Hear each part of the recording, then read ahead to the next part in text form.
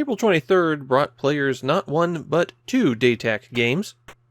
Fortunately for me, there were also multiple Famicom releases, so I can split these bonus videos up a little bit.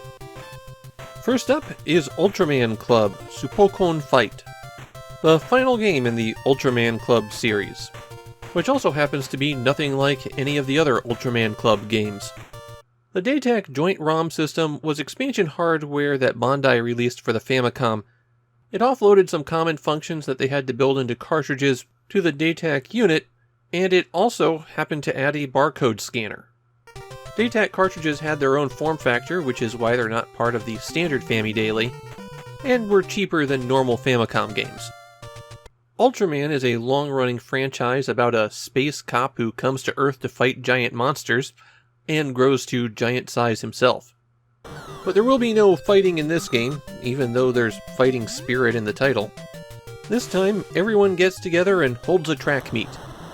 But it wouldn't be a Daytech game unless it had barcode functionality, which means that you get to scan in barcodes to bring characters into the game and assign them stats.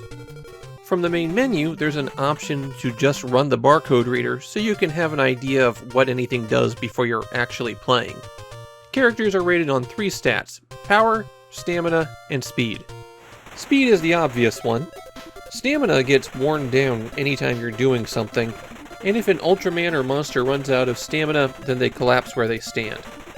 Power is used for everything else.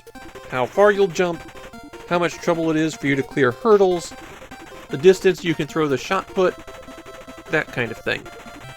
Scores for these abilities can range from 100 to 9900, which naturally means there's going to be a lot of barcodes that you scan that will be strictly better than others. There are also some barcodes that when you scan them will reveal a capsule instead of a competitor. These capsules can be used to restore some of your stats when there's more than one human player. If you're competing against the computer, then you never get the opportunity to use them.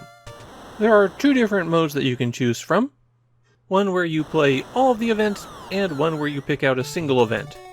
If you choose to play all of the events, then there's one additional event that has a pretty significant effect on the whole game. You always start out having to scan in a competitor. And if you're playing all the events, then you need to scan in 4 competitors. Once you have your characters, they can go to a second and third human player, or you can stop entering data by pressing B. If you do want to play 3-player, then you're going to need a controller in the expansion port. The first event, if you're playing all of them, is a long-distance 4-person relay. You have to choose what order your team will run in, and then press up and down to set their pace. They'll run their leg of the race while the rest of your team is taking part in other events. And you'll go back to the relay in between every event. That means you only have 3 characters to choose from for the other events, and which character is out will change. When you come back to the relay, you'll see what place you're in and how much stamina you've used up, and you can adjust your pace appropriately. I spent a fair amount of time trying to grasp how your speed and stamina usage were related, and here's what I came up with. The computer cheats. A lot. The computer gets a huge bonus to speed, and your stamina gets drained a lot faster. The computer cheating like crazy extends to the other events as well, so get used to it. The first standard event that you'll encounter is the 100-meter dash, and for this, you just mash the A button as fast as you can. Event 2 is the long jump. Mash A again to build up speed, and then press and hold up to set the angle of your jump. You can't hit A after you start pressing up, or you trip. The controls in these games are awfully finicky that way. Next up is the shot put. Here you press A to lock in the angle, and then you have to hold it down as the power bar swings past. Release A to throw it. Event 4 are the hurdles. Again, mash A for the speed, and then press up when you're ready to jump over a hurdle. If you run into a hurdle, you'll just stumble and then have to get up again.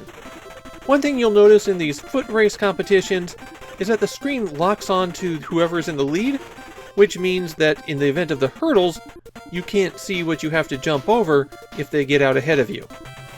Event 5 is target shooting. Here you move the cursor around and hit A when you're going to hit a UFO. Every time you fire costs a bit of stamina. And this is the one event where you can abuse the computer opponents.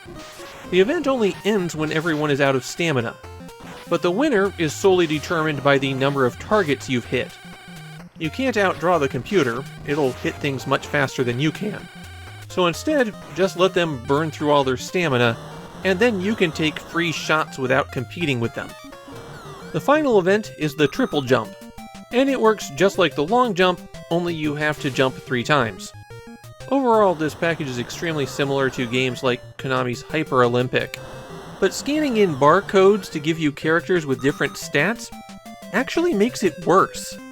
3 stats just aren't enough to really differentiate them.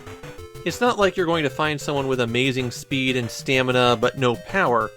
You'll just keep scanning barcodes until you find one that gives you everything you want.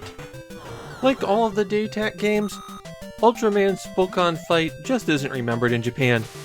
The only thing people ever mention about it is that it's a Daytac game. This is a worse version of games that already exist, just with a coat of Ultraman on it, and some barcode scanning to chase the trends of 1993. The only reason to even give this one a look is because it's such a weird curiosity.